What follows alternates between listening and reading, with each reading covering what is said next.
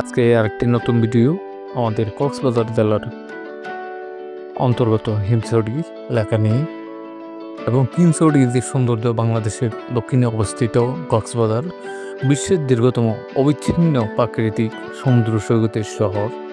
প্রায় 120 কিলোমিটার দীর্ঘ এই সৈকতের ঢেউ যেন প্রতিটি মুহূর্তে হৃদয়ে ছুঁয়ে যায়।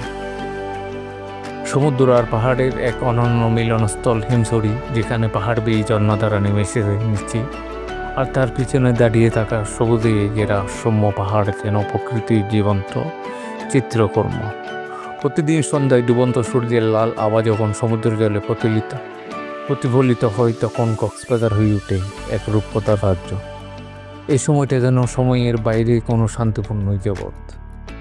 পাহাড় আর সমুদ্রের মাঝে দিয়ে চলে গেছে দক্ষিণ এশিয়ার বৃহত্তম নান্দনিক মেরিন ড্রাইভ, যা আপনাকে নিয়ে যাবে টেকনাফ পর্যন্ত। পাশের সারি সারি ঝাউ গাছ আর বিশাল নীল জলরাশি।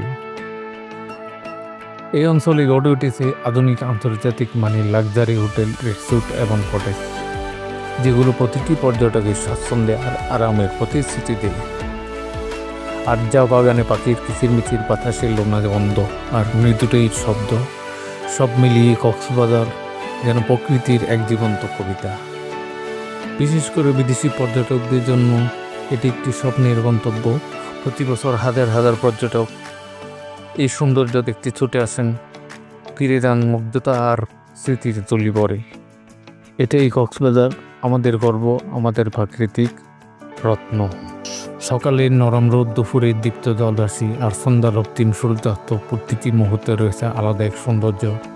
বিশেষ করে সূর্য যখন সমুদ্রের বুকে হারিয়ে যায়, তখন প্রকৃতি যেন আপন আলোয় নিজেকেই নতুন করে সাজায়। কক্সবাজারের এই অনন্য রত্ন হিমছড়ি সবুজ পাহাড় আর ঝর্ণার মিলনস্থল। পাহাড় বেয়ে উপরে উঠলে চোখে পড়ে অপার নীল জলরাশি আর নিচে ঢেউয়ের নৃত্য। ছবি তোলার মতো দৃশ্য এখানে প্রতিটি কোণে। এছাড়া আছে ইনানি বিচ, যেখানে সাদা পাথরের ছোঁয়ার সমুদ্র পায় ভিন্ন রূপ। নিম্নমগ্ন সবুজ আর নীলের মাঝে এখানে সময় থমকে দাঁড়ায়। আরও গভীরে গেলে আপনি পাবেন মেরিন ড্রাইভ, পৃথিবীর অন্যতম দীর্ঘতম সমুদ্র সড়ক।